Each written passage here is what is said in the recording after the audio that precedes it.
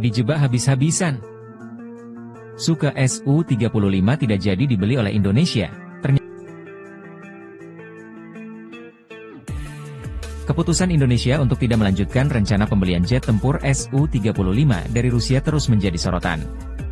Meskipun jet tempur generasi 4, 5 ini disebut-sebut akan mendapat dukungan teknologi kecerdasan buatan, AI, buatan Cina, Indonesia tampaknya tetap tidak tergoda. Langkah ini mencerminkan kebijakan strategis yang lebih kompleks daripada sekadar mengejar teknologi canggih. Salah satu alasan utama adalah tekanan geopolitik. Hubungan Indonesia dengan negara-negara Barat, terutama Amerika Serikat, telah memengaruhi keputusan pembelian alutsista. Jika Indonesia memilih Su-35, ada risiko terkena sanksi berdasarkan Undang-Undang CAATSA yang diterapkan oleh AS terhadap negara yang membeli peralatan militer dari Rusia. Melalui pendekatan yang hati-hati dan strategis ini, Indonesia menegaskan posisinya sebagai negara yang tidak hanya mengikuti tren, tetapi juga memimpin dengan kebijakan yang berdasarkan pada kebutuhan dan kepentingan nasional. Su-35 mungkin canggih, tetapi bagi Indonesia, masa depan pertahanan tidak hanya bergantung pada teknologi, melainkan pada strategi yang matang dan kemandirian dalam menghadapi tantangan apapun. Selain itu, meskipun Cina menawarkan dukungan teknologi AI canggih untuk meningkatkan kapabilitas Su-35, Indonesia memiliki kekhawatiran tentang ketergantungan teknologi. Kemitraan dengan Cina dalam pengembangan sistem AI bisa saja membawa risiko keamanan data dan kontrol operasional yang tidak sepenuhnya transparan. Di sisi lain, Indonesia kini lebih fokus pada diversifikasi alutsista dan peningkatan kemampuan tempur yang sesuai dengan kebutuhan strategisnya. Pilihan terhadap jet tempur seperti Rafale dari Prancis dan F-15X dari Amerika Serikat menunjukkan bahwa Indonesia menginginkan teknologi yang lebih teruji dan memiliki dukungan logistik jangka panjang dari negara-negara mitra. Keputusan ini juga mencerminkan keinginan Indonesia untuk meningkatkan kerjasama industri pertahanan dalam negeri. Alih-alih hanya menjadi pembeli, Indonesia ingin memastikan transfer teknologi dan pengembangan kapasitas lokal, sebuah hal yang sulit dicapai dengan Rusia dan Cina. Dengan berbagai pertimbangan ini, wajar jika Indonesia tetap menjaga jarak dari Su-35, bahkan dengan tambahan teknologi AI dari Cina. Langkah ini menunjukkan bahwa prioritas utama Indonesia adalah membangun kekuatan udara yang mandiri, modern, dan bebas dari tekanan geopolitik yang berlebihan. Keputusan ini juga mencerminkan pendekatan jangka panjang Indonesia dalam membangun angkatan udara yang lebih strategis. Dengan fokus pada diversifikasi dan modernisasi, pemerintah Indonesia tampaknya tidak ingin terjebak dalam satu poros aliansi tertentu, baik dengan Rusia maupun Cina. Sebaliknya, Indonesia memilih pendekatan yang lebih seimbang untuk menjaga kedaulatan dan fleksibilitas dalam hubungan internasional. Selain itu, keberadaan jet tempur dengan teknologi AI, meskipun menarik, tidak serta-merta menjadi solusi utama dalam operasi militer Indonesia.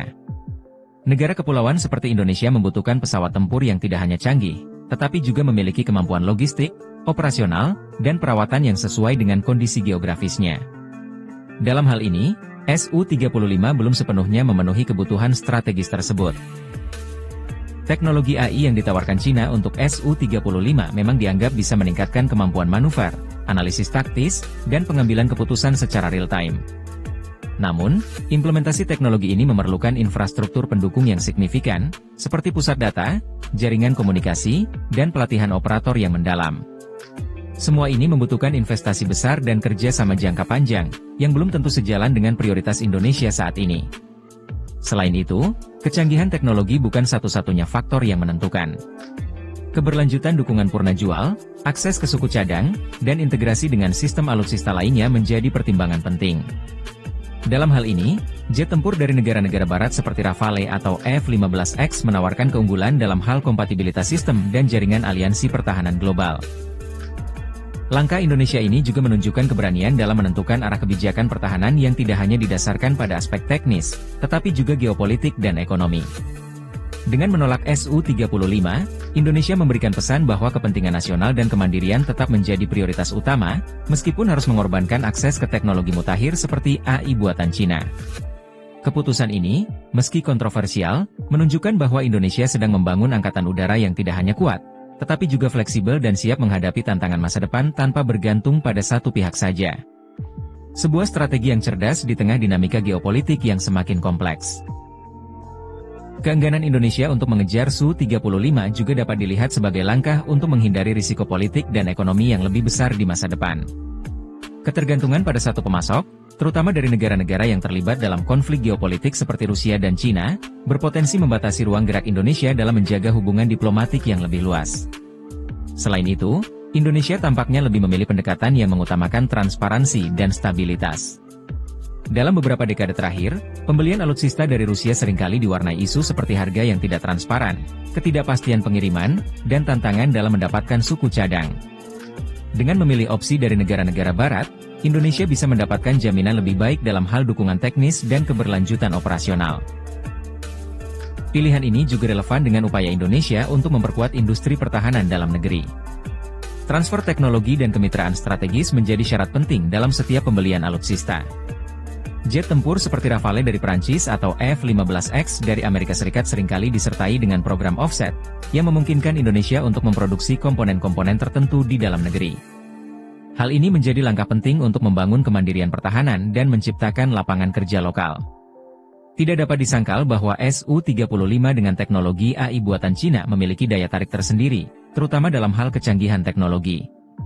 Namun, tanpa dukungan ekosistem yang memadai, teknologi ini bisa menjadi beban daripada aset. Misalnya, jika terjadi konflik atau embargo, Indonesia bisa menghadapi kesulitan besar dalam mengoperasikan pesawat ini. Lebih jauh lagi, keputusan ini menunjukkan bahwa Indonesia memahami pentingnya menjaga keseimbangan dalam hubungan internasional. Di tengah persaingan antara Amerika Serikat, Rusia, dan Cina, Indonesia memilih untuk tidak memihak secara ekstrim. Dengan fokus pada diversifikasi alutsista, Indonesia dapat menjaga netralitasnya sekaligus meningkatkan daya tawar dalam hubungan diplomatik. Dengan demikian, meskipun Su-35 dan teknologi AI buatan Cina menawarkan potensi yang besar, Indonesia tampaknya lebih memilih opsi yang lebih aman, stabil, dan strategis. Langkah ini bukan hanya tentang pengadaan alutsista, tetapi juga mencerminkan visi besar Indonesia dalam membangun kekuatan pertahanan yang modern, mandiri, dan bebas dari tekanan geopolitik. Keputusan ini juga memperlihatkan kecenderungan Indonesia untuk memprioritaskan mitra yang menawarkan lebih dari sekadar produk, tetapi juga komitmen jangka panjang dalam kerja sama teknologi dan pertahanan. Dengan memilih mitra seperti Prancis dan Amerika Serikat, Indonesia tidak hanya mendapatkan akses ke teknologi canggih, tetapi juga kesempatan untuk memperkuat hubungan bilateral dalam bidang ekonomi, politik, dan pertahanan. Di sisi lain, pengaruh teknologi AI dalam dunia militer memang sedang berkembang pesat. Namun, bagi Indonesia, teknologi ini harus datang dengan jaminan kontrol penuh dan otonomi operasional. Melibatkan Cina dalam pengembangan teknologi AI untuk Su-35 bisa menimbulkan kekhawatiran mengenai keamanan data dan potensi intervensi.